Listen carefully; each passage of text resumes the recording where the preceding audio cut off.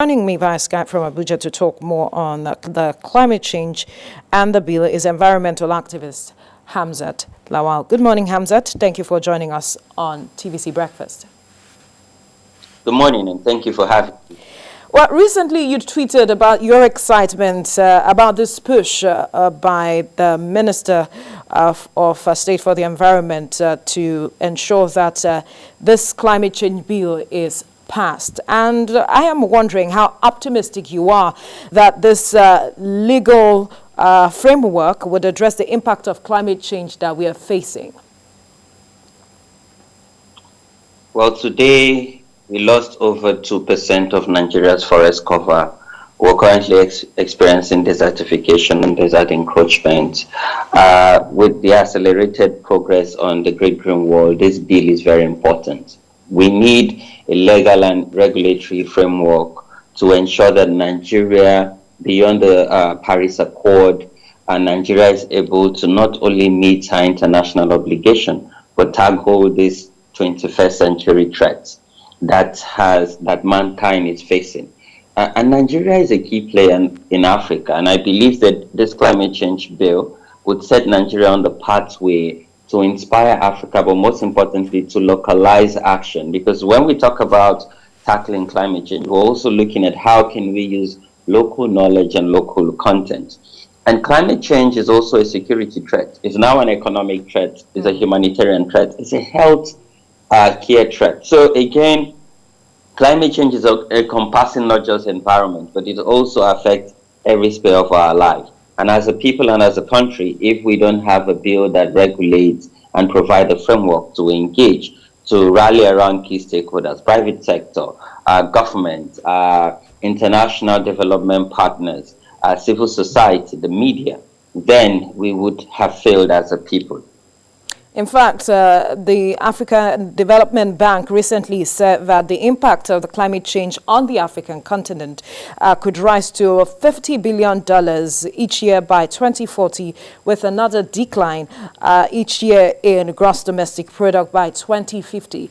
If we have this report and record, why do we need to make an appeal for a push for the climate change bill? Well, we must continue to advocate. I believe that the National Assembly understands the importance of this bill, and that's why it was introduced at the first place. But what we're saying is we need it to be speedily passed. Now it has passed second reading and it's going to the committee stage, but time is no longer at our hand. So we're saying that this bill has to be passed as soon as possible. And we believe that this could also inform President Buhari's legacy. Because I remember my meeting with the president in 2019 on the sideline of the United Nations General Assembly. He had committed, to environmental action. And we believe this bill, as much as it will inform his legacy, it's also a framework where the National Assembly can deepen their relationship with the executive. And I'm glad the Honorable Minister for State of Environment has added her voice because she understands the importance of this bill. And we're saying that our lawmakers should urgently and speedily pass this bill so that it can get presidential assent. Mind you, in previous administration, this bill have actually scaled through and was passed by Parliament, but it didn't get presidential assent. And because we've already gotten goodwill and commitment from the executive, I believe that the 9th National Assembly could make history if they urgently pass this bill and get the necessary assent from Mr. President. Hopefully so. Now, can the bill itself, is it enough? Because recently the UN said that good and strong leadership is needed to manage the continued issues, which they believe is a key driver for the farmer-herder clashes. So is passing the bill in itself enough to address these issues? How critical is the aspect of leadership? Well, passing the bill can never be enough. But passing the bill itself would set a benchmark, a framework for engagement. Passing the bill would help with the foundational level. But yes, political will and leadership is critical. And when we talk about political will and leadership, it's also about how do we operationalize the bill. Because for us, it's not just only having this instrument, but also how do we accelerate operationalizing of this bill, give it the needed funding, the needed attention, and then have a multi-stakeholders approach where you have high-level ministerial engagement, where there's a coordinated body, where there's also interference between executive and legislators, and how can we mobilize and galvanize more citizens. But really, when we pass this bill, honestly, it sort of allows for that engagement, for proper regulation, for proper engagement, and it provides that benchmark. Because without this bill, because right now we don't have a law that regulates climate change. Now, and this is really sad, because when you look at Nigeria being a signatory to the UNFCCC and other environmental conventions, and yet at home we don't even have a national policy. So the bill is really critical. It's instrumental to Nigeria achieving success. And when you look at farmer header crisis, we all know that it's based on climate change, because right now we don't have enough resources, there's scarce resources. So that's why you see headers encroaching in farm, and this has escalated. I believe that when we have this bill, it will also provide an avenue where private sector can key into this and provide needed investment, because environment, as much as it's a crisis, is also an opportunity to create jobs. Mind you, over 60% of our population are not connected to the national grid. So what this also meaning with this kind of bill, we would see off-grid investment in renewable energy.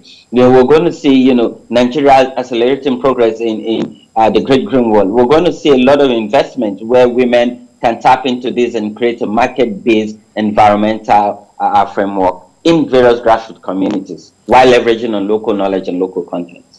You spoke about funding, and that is one aspect that a lot of environmentalists are concerned about, especially our overdependence on external funding, as well as data collection, which some have said are concerning for them. When you look at the economic situation now, I wonder how you think, or what do you foresee with regards to funding when this bill is passed? How do you react with to all of these issues being put forward by some environmentalists, which are concerning them? So I believe that this bill itself would attract huge foreign direct investment, because a lot of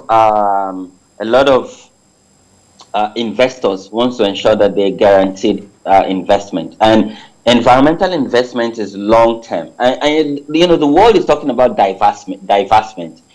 Let's diverse. How do we invest? The world is saying we cannot continue to invest in dirty energy. And as much as also we're debating the petroleum industry bill, if we have the petroleum industry bill without the climate change bill, it will be a problem, because how do you ensure that there's environmental impact assessment over time? And again, I'm glad you talked about data collection, and how do we also use this data to inform policy and decision making. I'm glad that NIMET is doing fantastically well to collect weather-based data to inform local farmers, to inform citizens and empower citizens to understand how the weather would affect them economically, and their livelihood. But how do we, and this bill itself would also empower NIMET to even do broader and attract more investment. Mind you, Nigeria cannot fund environmental initiative alone. And that's why we go into this international treaty or multilateral treaties. And that's why Nigeria is a signatory to the United Nations Convention on Climate Change.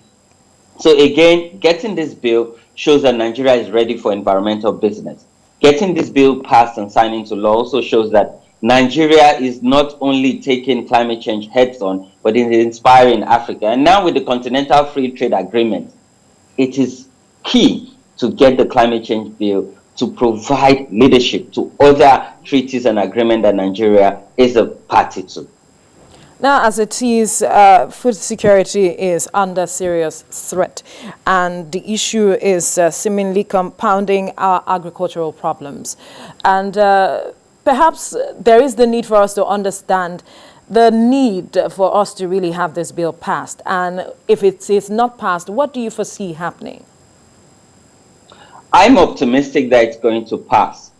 Because our lawmaker understands the urgency and the importance of this bill, and the executive is also advocating and using bilateral means to talk to our lawmakers to urgently pass this bill.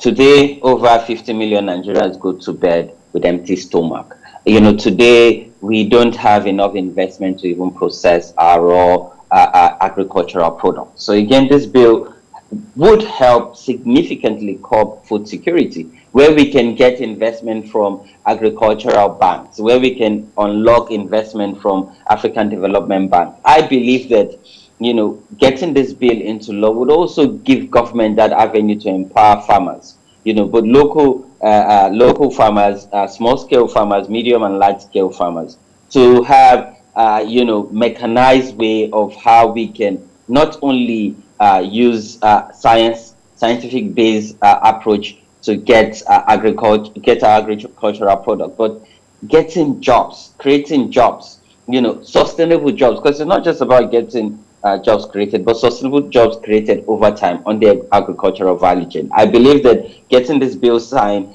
would ensure that we overcome food security in Nigeria, and most importantly, all the food that goes to waste are properly processed and preserved, and so hungry citizens can actually, enjoy the dividends of democracy. Because all of this conversation is about how our elected representatives are ensuring that we enjoy the dividends of democracy, and we must continue to hold them to account as advocates, as activists, and campaigners.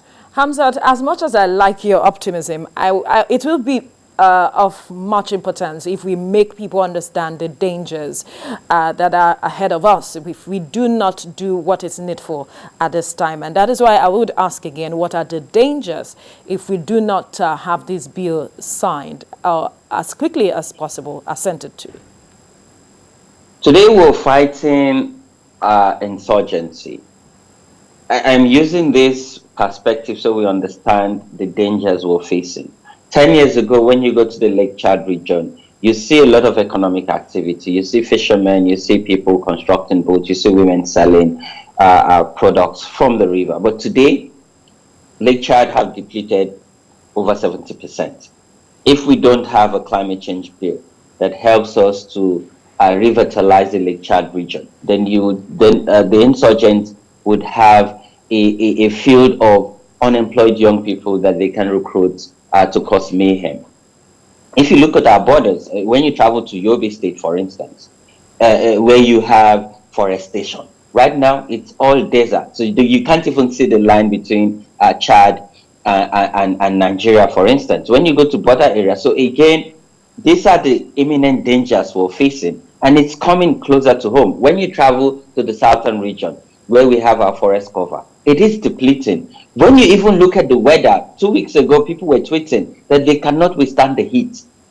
If you don't get our support and put your weight behind climate change bill, you're not. This heat you're feeling is a tip of the iceberg. The heat that is yet to come would consume all of us. So time is of essence, and we don't even have time right now. So we must call our legislators. We must work with the executive, and when this bill is passed, as citizens, as private investors, we must also accelerate action for her implementation.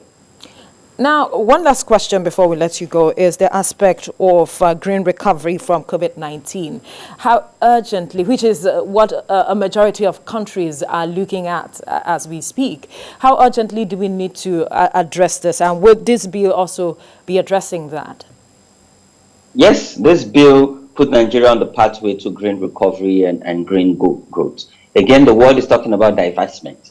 No one wants to invest a lot in fossil fuel. Now we have electrical cars. So green recovery is important post-COVID-19 because COVID-19 has impacted us. And mind you, what has even led to COVID-19 pandemic is because we had not taken our environment seriously, because this pandemic came from the environment. So if we invest more in the environment and ensure we protect species on our forest reserve, we would not only recover in a green way, but would preserve, for future generations to use. And mind you, we get everything from the environment. Now is the time to give back.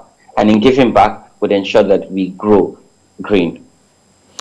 Thank you so much, Hamzat Lawal, environmental activist, for your time on the program. Thank you for having me.